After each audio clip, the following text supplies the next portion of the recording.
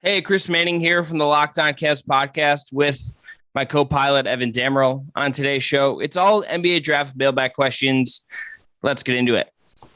All right, today's episode is brought to you by BetOnline. BetOnline has you covered this season with more props, odds, and lines than ever before. BetOnline, where the game starts.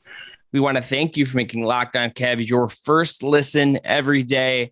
Remember, we are free and available wherever you get your podcasts. I'm Chris Manning, covering the Cavs and the NBA for places like Diamond Up Rocks and SB Nation Fear the Sword. My co-pilot here, I'm emphasizing this because he is going for a very certain aesthetic right now, is Evan Dammerel, primarily at Facebook's Right Down Euclid. Today's show, as noted at the top, is all about draft mailbag questions. Segment 1, we're going to talk about draft tradebacks.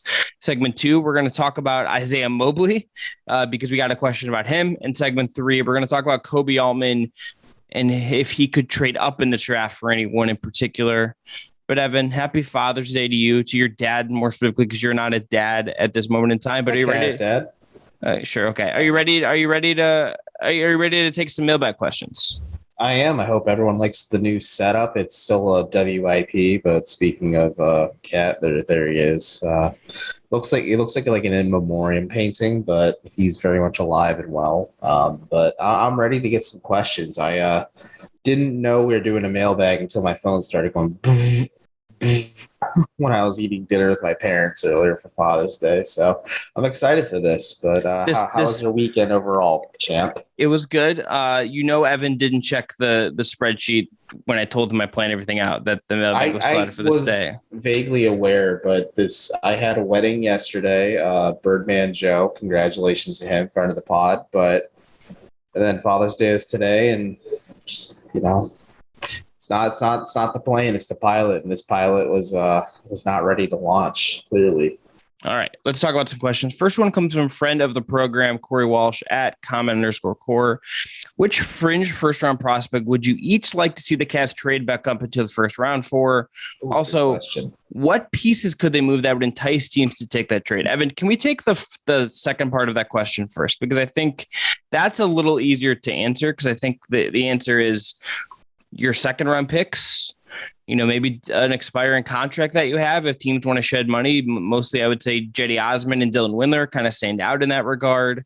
That's kind of what you're working with. And also the vast wealth of the Gilberts. Unless we forget, a couple of years ago, the team spent a record amount of money to go and get Kevin Porter Jr. at 30th overall.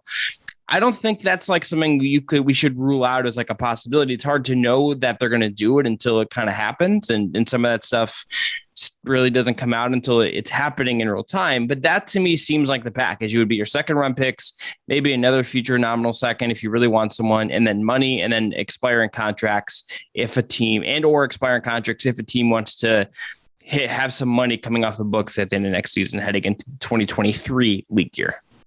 I agree with that take. Maybe you throw Larry Markkinen in there as well, just because I think, again, there's just going to be teams that are intrigued by if it gets you further, let's say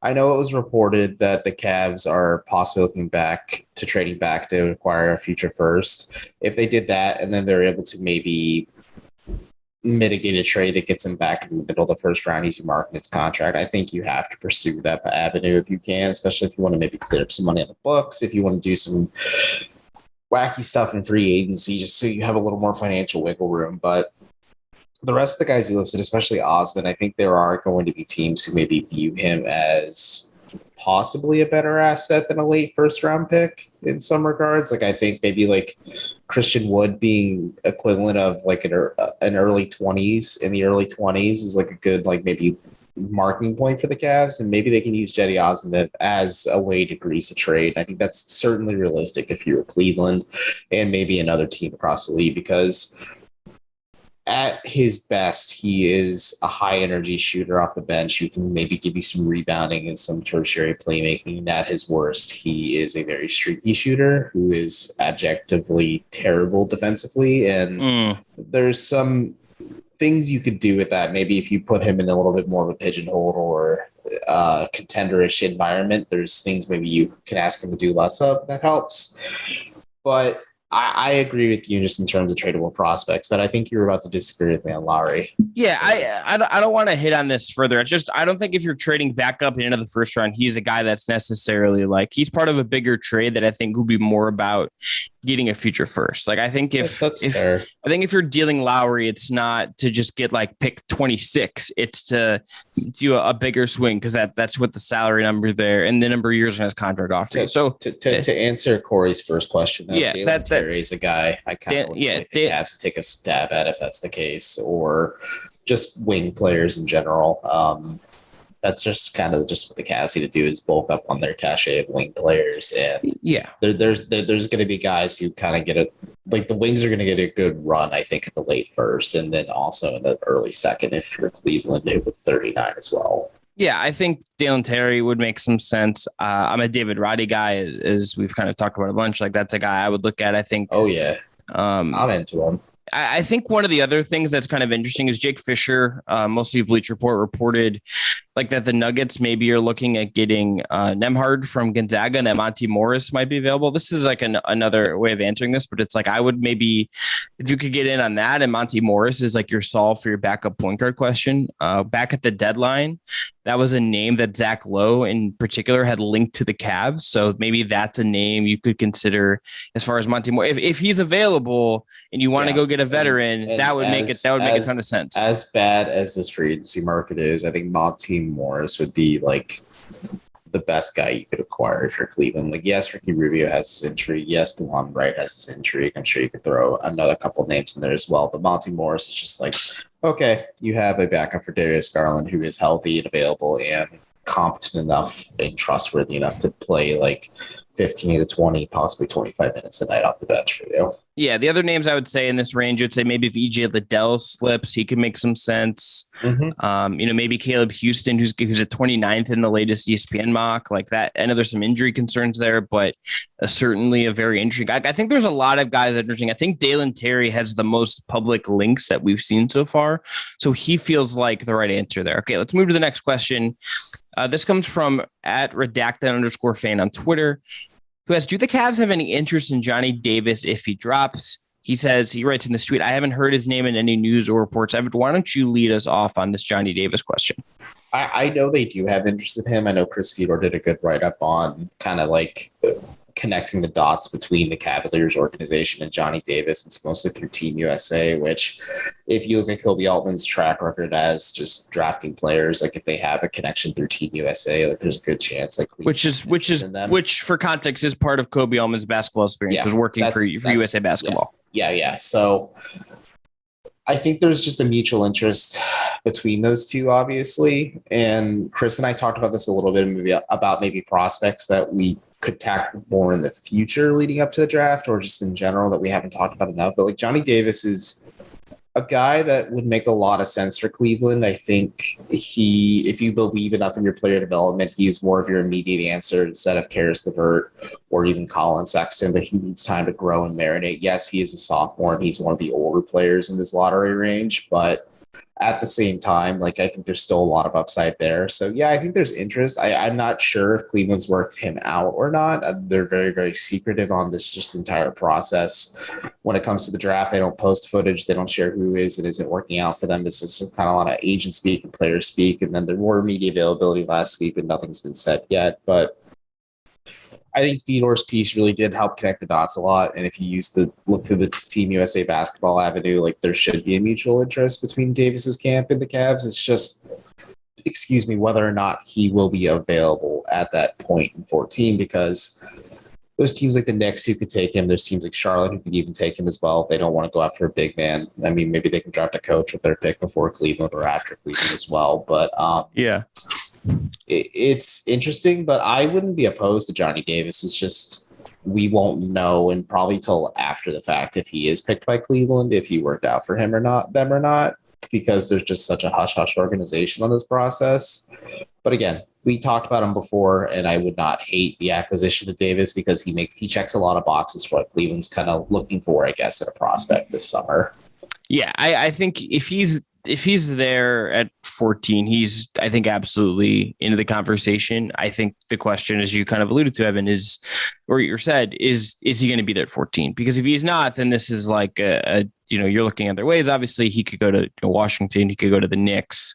Like, we'll kind of see where he ends up. Maybe he's a guy that jumps, a little bit for whatever reason. I think there's what happens between, like 7 and like 12 and 13, obviously, will be really interesting for the Cavs. Cause like you could talk me into a bunch of different stuff happening in that range. And like that could leave the Cavs with, a certain option for them. Like if it's Abaji, maybe that ends up how it's working out. Maybe Branham's there and someone reaches for Abaji ahead of them. Like we will see how this works out. There will be something surprising and maybe it's Davis falling, but it as of right now, it seems like that's maybe not where that's headed with him. Okay. After the break, we're going to go into another question. It's going to be about Isaiah Mobley, AKA Evan Mobley's older brother, who's a center from USC in this upcoming draft. But first, going to tell everyone about our friends at BetOnline. BetOnline is your number one source for all your sports betting stats and info.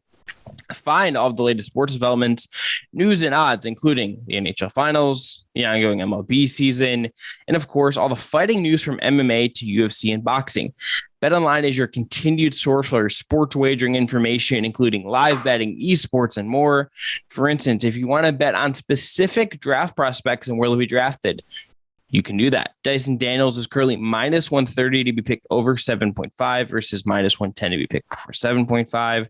Johnny Davis, another possible Cavalier who we just talked about, is minus 130 to be picked over 11.5, minus 110 to be under 115. And as for Malachi Branham, he is an even 120 to be picked before 14.5 and above 14.5 in the draft. So head to their website today or use your mobile device to learn more about the trends in action.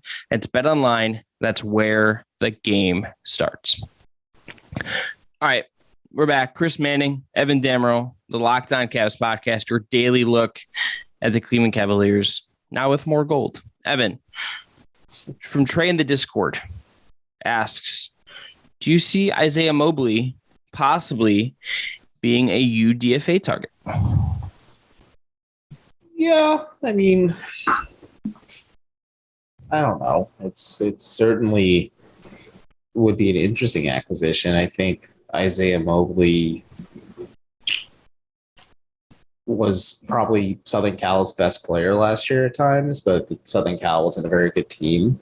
I think it's certainly interesting because Isaiah was viewed as like the better prospect before Evan had like that massive growth spurt and just kind of like showed like those freaky guard skills in a 7-footer's body. And that's certainly a lot more intriguing. But like, I think the Cavs could do worse if they signed him to the charge and like let him grow and develop. And maybe he has like that Lamar Stevens or Dean Wade-esque jump where he just grows at the back end of the bench, possibly just with the G League squad, and could be like one of those break glass in case of emergency kind of bigs. Plus, it's doing right by one of your franchise cornerstones, and at the end of the day, too, where you bring in his older brother. If you know with the J.R. Smith situation, the Knicks, but it's not as toxic or volatile as that, obviously. But I mean, they could do worse, and they could always do better as well. But the draft is also a crapshoot. Who knows? Maybe Isaiah Mobley gets drafted in the second round somehow, some way too. But like, there's been virtually no buzz whenever you kind of just like look into his name during this pre-draft process. So maybe the Cavs sign him as a UDFA. Yeah, like I know he's worked out for San Antonio. He's doing his own kind of thing. He was named, like USC named him their team MVP last year. Similarly to his brother the year before. He is interesting in the sense that like I think if you want to like grab him as a UDFA and like again, as you said, develop him and do that, I don't think that's like a bad way to go about it. I don't really have a gauge on how good he actually is on his own merits, and that obviously will win out more than any familial connections. But he is at least interesting as a UDFA. Like I think if you want to go get a young center, try to develop that kind of player, I don't think that is at all a bad way to look at what you're doing. He is certainly like, again, not going to be like the first round caliber prospect that some mocks had him in early in the draft in the season, but there's certainly some talent there, and we'll see how it works out for him one way or the other. But I'm intrigued at least that maybe we could go that route, put him in the G League, and Evan can have his brother around. Okay, other question here from redacted_fan on Twitter. Two good questions from them. Beyond drafting talent, what is the bigger need for the Cavs? Shooting wings or defensively versatile wings? Now, I will say, well, we're going to do an episode on draft needs and kind of drafting them and ranking them. Spoiler, center will be bottom of my list with a bullet. I think, Evan, you're right. That episode. Okay, we're gonna do some version of it. We thought about backup centers because I thought it was more pressing need. Here's the thing: my brain is fried. So we'll talk about positions in some way and like maybe what strengths in this class or what's available in this class. Primer. Yes, I think it's shooting wings, but it's got to be like. I think if you're looking at the kind of player also in a vacuum that Cleveland like would seem to want, and thinking about like what JB Bickerstaff wants. What kind of guys they've gone after, it's not going to be a guy that can just shoot and do nothing else. They're going to ask a guy to be able to do other stuff, I think, if they're going to go that route. I'll just say that like Evan Mobley and Jared Allen's defensive versatility and skill, I think does allow you to kind of look at this and say, okay, like I give me the shooters, then my alien big men can cover for me a lot. Mm-hmm. No, I agree with you. I think I don't want to say a lot of it hinges on like just what his next step is offensively, but like what you get from Isaac Okoro next year too really does answer a lot of questions about just this question overall too. Like if Okoro takes that leap as a shooter, because he's admitted like I wasn't good this last season, just shooting wise, like defensively, he's been pretty freaking good at times. And I'd say probably the best point of attack defender for Cleveland last season. And there's obviously room for improvement there as well. But like, unless you don't believe fully in Isaac Okoro's development, and I understand the hesitation and reservations, I think I'm more in on his upside than some others, and like Chris is too, and he's cooled a little bit just from like being the king of Isaac Okoro Island. But hey, look, I still own like a villa on the. I own a cabana, but it's currently like in a timeshare situation with people. Yeah. So. I still own my villa, but that's like also in part because I think the value has been in a tough situation. So unless Isaac makes not necessarily a dramatic leap, but a pretty sizable jump shooting wise, you need to bolster this team offensively in terms of shooting, because again, you have in your starting lineup, Darius Garland, who's a shooter, Colin Sexton, who has the propensity to shoot, but just isn't in his dichotomy and shot chart. He'd rather attack the basket. That's fine. That's just how he's wired as a player. Larry Markkinen, who is in theory a shooter but can be streaky at times. Evan Mobley, who has the potential but isn't one right now. And Jared Allen, who isn't one.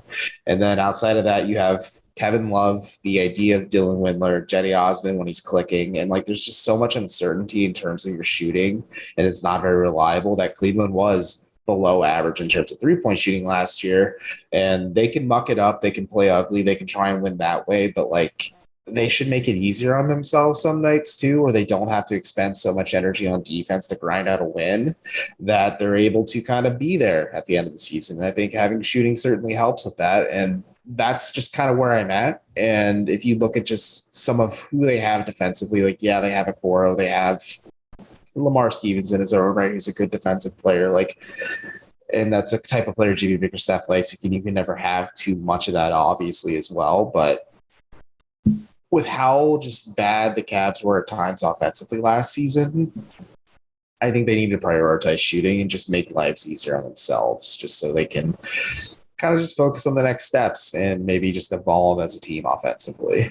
Yeah, I will be curious to see if they maybe look, if there's a wing that they end up taking, whether it's like a second round guy, someone they trade up for, whatever, that maybe is a version of the Dylan Windler pick and trying that route again. That would make sense to me. More would be that route for me if they were able to trade it back into the back half of the first round, to like go back to the last segment too.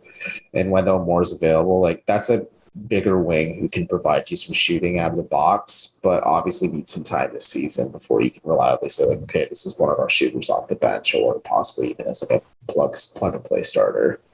Yeah, I I am fascinated about what they really could be looking at with some of this. And look, I do again think this draft will be something of a cipher for what kind of players we think Kobe Altman and his team like at this current moment. I think this will be an interesting data point considering where the team is at and where they're headed in that debate. Okay, after the break, we're going to do a couple more questions, so stay tuned for more Locked On Cavs. All right, this question comes from Cowboy IPA on Twitter. And we've hit on this a little bit, but let's hit it again. Do you think there is a scenario where Kobe Altman trades up for a player in this draft? I think, Evan, the answer is yes. I think the question, I want to frame it this way just to not hit the same notes again, because we got a lot of questions about this. I think I would wonder how aggressive they will be in doing that with that, and maybe what that tells us about what they think about the roster to come, because we have to also remember the Cavs roster is not exactly like got necessarily easily open, like that maybe easily be openable spots right now. But like, if you look at the roster right now, you have a bunch of, you have Allen, Garland, LeVert, Love, Markkanen, Mobley, Okoro, Osman, Stevens, Wade, and Windler under contract. So you have like a number of guys under contract. You're obviously, I don't think they're going to necessarily bring, I would be surprised if they brought in 3 rookies into camp, like as like roster locks. That would be surprising to me. It's not tenable. Like, I think one of those second round guys is going to be drafted in stash or a 2-way. And like, maybe it's both of them. Maybe it's, whatever that ends up being. I would be surprised if they bring 3 rookies in that are all on guaranteed actual NBA contracts, not 2-way deals or whatever. I am curious to see what kind of space they leave themselves in how aggressive they would be to give up future assets for some of this stuff. Like, there's just a lot I feel like we're going to learn. And look, also, if we get to that number that the guys will list out, Colin Sexton could easily sign a contract and be on the team next year. And like, that's another roster spot. So it's not like there's limitless room here. Yeah. So maybe they feel it's worth being aggressive to just go get someone they actually feel strongly about versus someone they feel less good about, later on in the draft. No, I agree with that. I think you and I saying that the Cavs should try to utilize all 3 picks. I think we're saying that with this first rounder will definitely be on the roster on opening night, but like those second rounders, like 39 could be on the back end of the roster, but more likely to probably be like a 2-way guy they sign, not a 2-way guy, but a guy they keep at the charge, but obviously under contract as well. It's tricky. It's just because the Cavs are not necessarily landlocked financially, but they're pretty tight. Like, they have the mid-level exception to work with depending on what they sign Colin Sexton to, could be around $10 million or a little bit less than that as well. But it's tough. It's tricky. And then with that last second rounder, it's probably a 2-way guy or a guy you just don't bother signing and you just kind of like see how he looks during summer league play. And then if you invite him to training camp and he still kind of just shows you something that you're intrigued with, you keep him with the charge and let him develop and maybe let him be a good but not great like depth piece for you down the line as well. So it's tough. It's tricky, but I don't think the Cavs would really like trade up and break a bunch of eggs in this draft. I feel like a lot of teams are going to kind of stand put just with how mediocre this free agency class is. Like, yeah, the Cavs are historically an aggressive team in terms of transactions, especially under Kobe Altman's tenure as president of basketball operations and general manager. But I just don't really see a path. Like, I see it being more realistic. Let's say like Johnny Davis and Malachi Branham are off the board and the Cavs just aren't necessarily in love with who's available at 14. I see a more realistic path where they possibly trade back, get a future first for their troubles, and have more assets to use in the pipeline to possibly make an upgrade leading up to the trade deadline this season or something like that instead.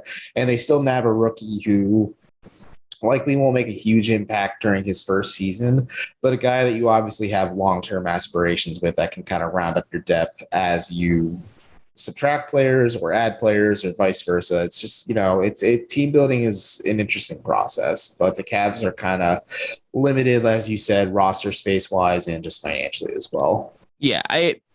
I think how aggressive they'll be leads into our last question here, which is that we're going to, again, spin this a little different way. So Mr. ZZZ30 on Twitter asked, how much would the Cavs have to give up to 37 into the first? It seems like they're trying to get a second first for Dalen Terry. So Evan, let's just say that is true. There's it's Dalen Taylor or someone else that the Cavs want to trade up for and get late in the first round to go up and get. Mm-hmm. I want to reframe this. What is the most you would be comfortable giving up if you're Cleveland? Well, again, I talked about this in the first segment, but Christian Wood was kind of your barometer. That's the word I was looking for in the first segment of what you could get to maybe like, because Dalen Terry's range is possibly like in the early 20s to at the end of the first round. I think that's like realistically like his kind of range, and obviously could fall into the second just depending on how the draft goes too. But if teams view Jetty Osmond in that regard, maybe you can trade back into the first if you include like your seconds as well. Maybe it's Osmond and Windler if you can get a team to kind of bite on Windler's upside still in the fact that he's on the last year of his rookie skill contract. So there's options, there's paths. Like friend of the pod / producer / friend Mac Robinson sent me a fake trade. It was, let me pull it up. Well, no, I wonder if it is the same one that he sent me, because he sent me one that I have not responded to because I was occupied. It was Dean Wade and Dylan Windler for the Danny Green. Yeah, the Danny Green one. Number 23. So maybe if you sub Dean Wade because he's injured with a meniscal tear. And I think I got the impression the Cavs kind of want to keep Dean Wade in the fold because he's like just decent depth on a pretty cheap contract they'll probably sign him to. Maybe you swap Dean Wade for Jetty Osmond and then you bring in Danny Green and like you include like a future second or Dylan Windler just to, for the Sixers to get Danny Green's salary off the books, and also the Cavs get a first round pick for their troubles. And then the Sixers can kind of figure it out from there because they're a weirdly very aggressive team. Just how they navigate the cap this summer is going to be fascinating, but it's not my problem. Go check out Locked On Sixers if you want to listen to that. But yeah, do that, please. So, but that wouldn't be terrible. But I also wonder, like I texted Mac, I'm like, why would Philly do that? And he's just like, he gives me all these reasons. I'm like, I just don't see it. So it's going to be tough. I just think with a lot of these teams in the back end of the first, the value of first round picks have gone up considerably over the last decade plus. And the fact that you can have cost controlled depth at that point that you can maybe afford to let develop for a year and then contribute maybe down the line is much more valuable than possibly getting like somebody like Jetty Osmond or Dylan Windler or a combination of the two. Yeah, I think the most I would be willing to give up would be those second rounders, money, and then like what if you're expiring? I think unless you like absolutely like love someone, then it's not maybe worth just going full bore into some of the stuff. Now, if you could say you get Monty Morris and you work something out where like you could still get someone in the second round or whatever, like I'm open to that. I think even if you go 14 and you come away with a veteran that you like and is under like relative, I have to look at more to the contract. I don't have it in front of me. I'll pull it up before we wrap up here. But like there is, I would not want to go crazy and like the amount of resources I think would reasonably spend on some of this stuff is not, I think like it's pretty limited. I think like it's just, you're not going to go like history would suggest it's different. I also just think the Christian Wood situation is a little bit different in that Christian Wood, at least like if you're Dallas and you're trading a first to get him, you can say, okay, yes, this guy is flawed. Like maybe it's a flawed player, isn't perfect. We have Luka Doncic and he's going to maximize what this guy is. There's at least been some productivity and like at a higher level, I think, than what we've seen from Jetty and Windler. That's fair. Like Christian Wood with James Harden was pretty good.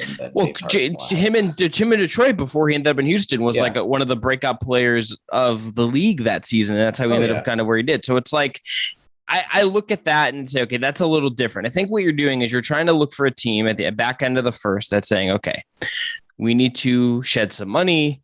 We don't feel particularly strongly about one of these firsts. Like we already have enough guys, like without having like kind of Zeb Brudered some of these contract situations. Like that's, if you're trying to identify a team that would fit what Cleveland has to go up, it's got to be a team that either wants to shed money for next summer because they have contracts coming due, whatever, or they maybe already have enough young talent. They don't really feel like it's worth it to add another one in this first round for whatever reason. And look, you could say the Cavs should keep those expirings on their books just to give themselves some more flexibility going forward. I don't think that's an unreasonable argument either. So if this works out, I think that will be kind of interesting to see if they go the route. Just and a note, if the Cavs do trade for Monty Morris, $9 million next year, 9.8. So I'm sure folks listening heard me quietly say to myself, it's not a lot of money.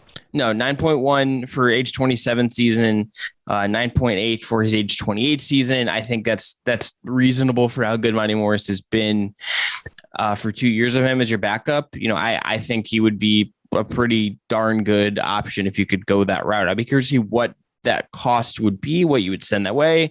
Is it Jetty? Because of the money the Jetty money right there makes a ton of sense if you're going to go that route and you were going to help them shed some money. But is that what are they looking for? We'll kind of have to see if that ends up bearing any fruit, if it's to Cleveland or somewhere else. But all right, that's going to be it for today's Locked On Cavs.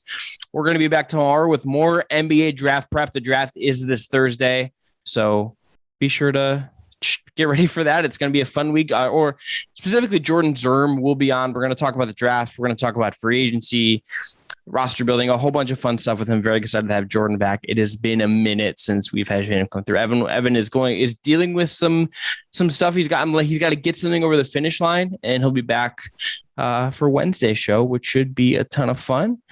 It's shaving the rest of this mustache off. I'll be my razor died partway through. That's why I have this, folks. Yes. I promise. Now that you're done with Locked On Cavs, thanks for making us your first listen every day. By the way, go check out the Locked On NBA Big Board Show. Host Rafael Barlow from NBA Draft Junkies and author of the NBA Big Board newsletter is joined by Richard Stayman. By the way, Richard will be on after the draft to help us break down the draft, not the day after, but the following week once we've had a little time to digest it. Sam Ferris and Leaf Thulin giving fans an in-depth look into the NBA draft, mock draft, player rankings, and of course, Big Boards. It's free and available wherever you get your podcast. Again, up tomorrow, Jordan Zerm coming through to talk about all things draft, free agency, team needs, et cetera, et cetera. Until then, I'm Chris. That's Evan. Be well.